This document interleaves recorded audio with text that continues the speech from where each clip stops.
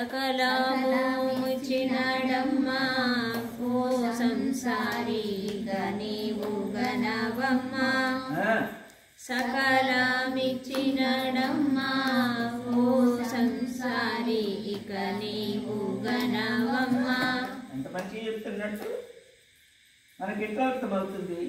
సకలం ఇచ్చిండు ఆయన, మనం ఏం చేయాలి?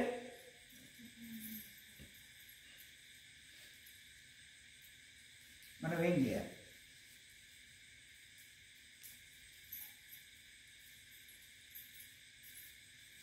దాన్ని చక్కదిద్దుకోవాలి కదా.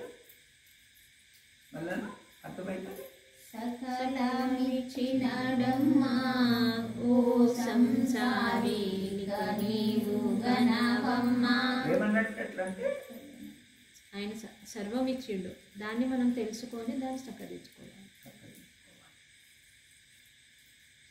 అది మనం చేయకున్నా కూడా మనం ఇలా అలా మొక్కుకుంటా ఇలా అలా జరుపుకుంటూ పోతే మరి దానివల్ల వచ్చే ఫలితం ఏమిటి? ఏమి లేనట్టే కదా. అన్నీ ఇచ్చినాక సంసారం చక్కదిద్దుకునే హృదయమే మనకు లేకపోతే దానివల్ల ఫలితం ఏంటిది?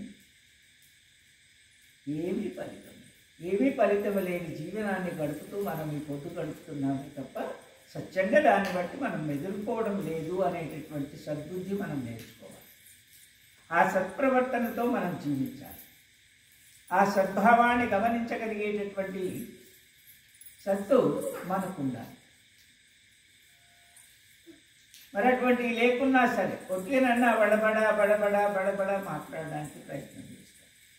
అసలు ప్రయత్నంలో ఉన్నది ఏమిటి అనేటటువంటి సత్యం తెలియకుండానే నోటితో మాట్లాడొచ్చా అని నేను అడుగుతాను.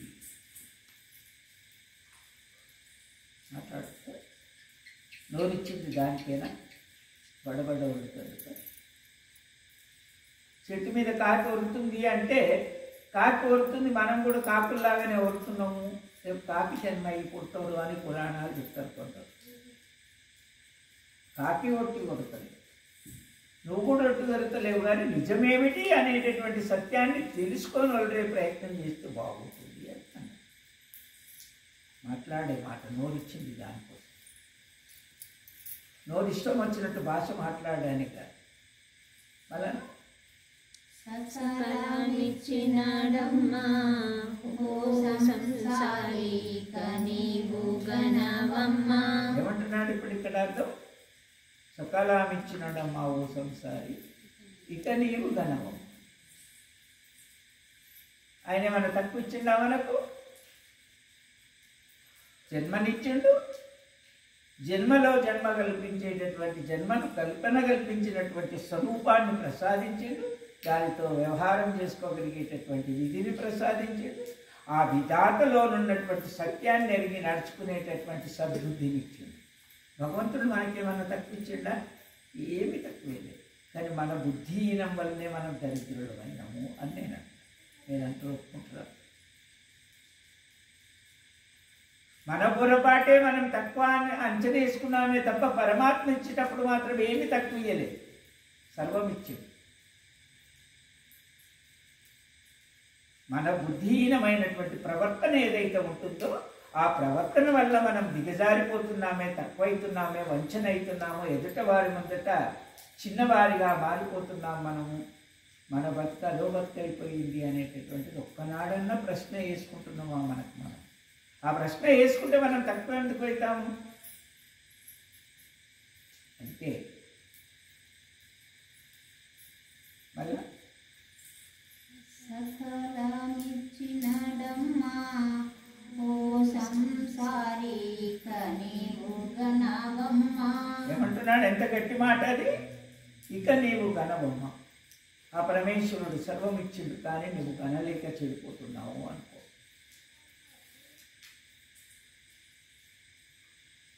అటువంటి భావన మనకి ఏనాడైనా కలిగితే ఇక తక్కువపడేదేంటి?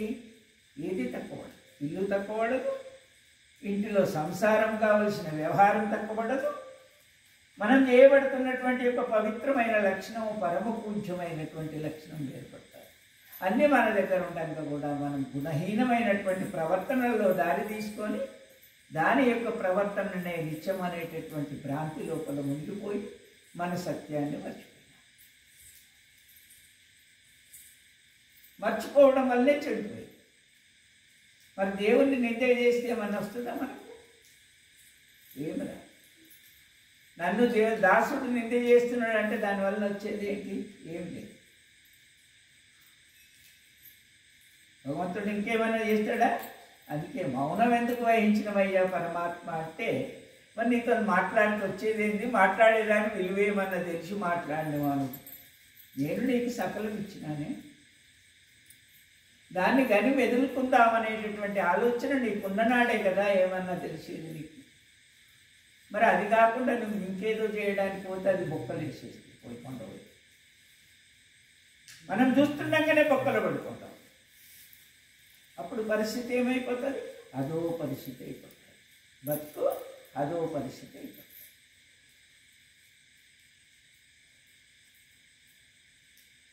రాస్తుందమ్మా.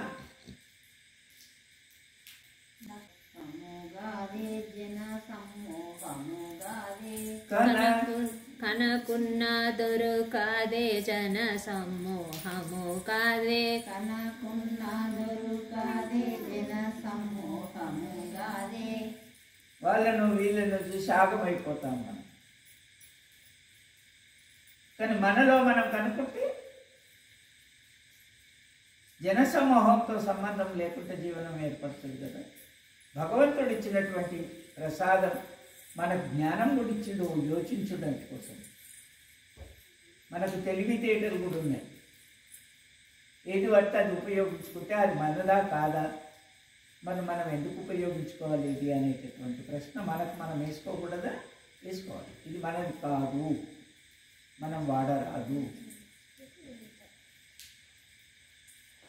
మన దగ్గర ఉన్నది కొంచెమే, మనం నడవగలిగేటటువంటి చేతనయ్యేది కొంచెమే. దాని ప్రకారంగా నేను ఎట్లా నడుచుకోవాలనేటటువంటి ఎరుకను సాక్షాత్కరించుకొని నడుచుకునేటటువంటి బుద్ధి నేర్చుకుంటే సంసారం దరిద్రం వస్తుందా? తక్కువ పడుతుందా? మరి ఇటువంటి భావన మనకు తెలియకుండా సంసారంలో ఇదైపోయింది అదైపోయింది ఇదైపోయింది అని అంటే మరి అన్నీ అయిపోతుంది. మహారాజా నా బతికింతేనా అని గురువుల దగ్గర పోయి పండుకొని మొక్తాము, గుళ్ళ దగ్గర పోయి పండుకొని మొక్తాము. అక్కడ ఏమన్నా లాభం వచ్చినట్ట? గురువేమి ఇయ్యాడు, గుళ్ళేమి ఇయ్యాడు. మరి ఎవరు ఇయ్యాలి అప్పుడు? ఎవరు ఇయ్యాలి?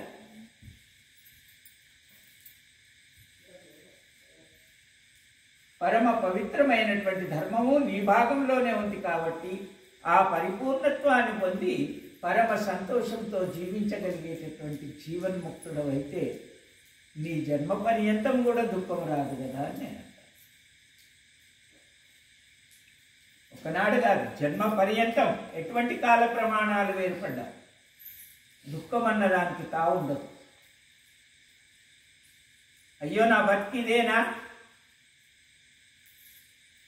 పరమేశ్వరుడు ఇచ్చిన దాన్ని పాలించేటటువంటి హృదయం నీకున్నాక దుఃఖం చెందుతూ ఉంటుంది నీ దగ్గర. నా బతికిదేనా అనేటటువంటి మనసు నీకెందుకు వస్తుంది? ఆ మంచి జీవనాన్ని గడపగలిగేటటువంటి యోగ్యత మనం సంపాదించుకుంటే సంపదలో లేదా అది?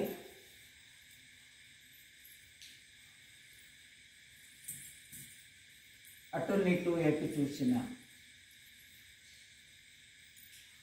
అటు నిటు ఎటు చూసిన కఠినార్థమైన కారణాన్ని కల్పించిన పరమ పూజ్యుని యొక్క చరణార బిందములే పరమానందం. అట్టి ఆనందములో నిమిడిపోయినటువంటి భక్తుని హృదయము భగవంతుని నిలయము అన్నారు. భక్తుని హృదయము భగవంతుని నిలయము అన్నాడు. ఈ కొంపనే ఆ భగవంతుని యొక్క స్థానం భాగ్యం అంటారు. ఇంత చక్కటి కొంప, ఇంత చక్కటి కారణం తెలిసినటువంటి జన్మ మనకిచ్చి కూడా భగవంతుడు వ్యర్థుడిగా తిరుగుతున్నాడు అన్నాడు.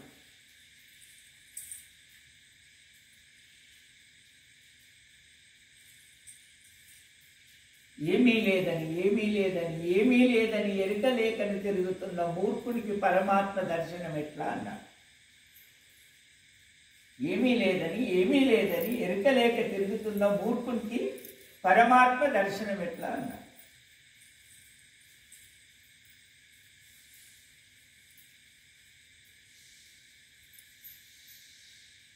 నీవేమన్నావో కానీ నీ కన్నయ్య అన్నీ కూడా తానే సమకూర్చి పంపించింది. ఇక్కడ నువ్వెవరో కావు, చేసే అధికారం నీకు లేదు. చేయువాడేవాడు, చేయించువాడేవాడు. ఏమంటున్నాడు? చేయువాడే వాడు, చేయించువాడేవాడు. వారి చరణ దూరం నమ్ముకొని జీవించేవాడవే నువ్వు అన్నారు. వారి చరణ దూరిని నమ్ముకొని జీవించే వాడవు.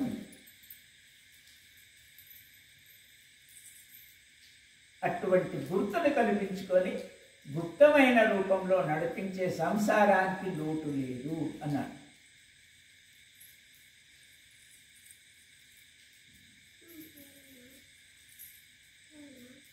మనమందరం కూడా అటువంటి ఆనందాన్ని తీసుకొని బ్రతకడం నేర్వడం అంతేనా?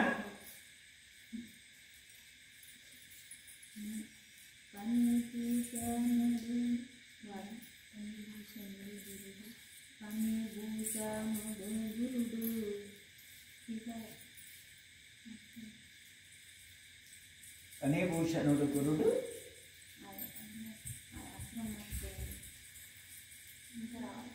ఫణిభూషణుడు గురుడు, పరమ పవిత్రుడు గురుడు. ఫణిభూషణుడు మనతో, వాడే పరమానందుడు.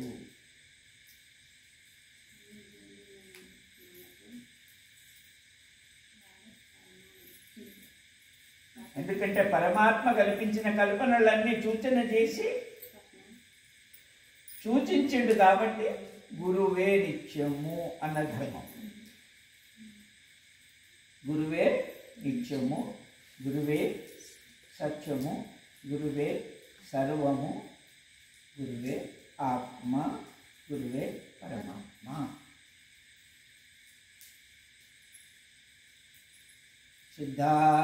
सिद्धान्तवधूत चिन्तन श्री गुरुदेव दत्त